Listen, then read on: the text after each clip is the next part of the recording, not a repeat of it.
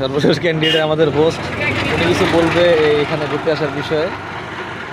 আসসালামু আলাইকুম। আলহামদুলিল্লাহ ভালো আছি। আপনারা দেখতে পাচ্ছেন যে আজকে ঈদ পরবর্তী সময়ে আমরা অনেক দিন ধরে প্ল্যান করছিলাম যে আমরা কোথায় যাব, মানে কোথায় ঘুরতে যাব বা কোথায় বন্ধুরা মিলে একটু আড্ডা দিব। তো ঢাকার খুব কাছেই এই যে নবিটা আমুলিয়ার মধ্যেই পড়ছে। এটা এত সুন্দর একটা জায়গায়, পরিবেশটা এত ভালো। আপনারা ঢাকার খুব কাছে, চাইলেই 10 মিনিটের মধ্যে চলে আসতে পারেন। এই জায়গাটা আসলে আপনার ভালো লাগবে, এটার পরিবেশ ভালো লাগবে। স্পেশালি এখানকার যে চা খুবই মজাদার।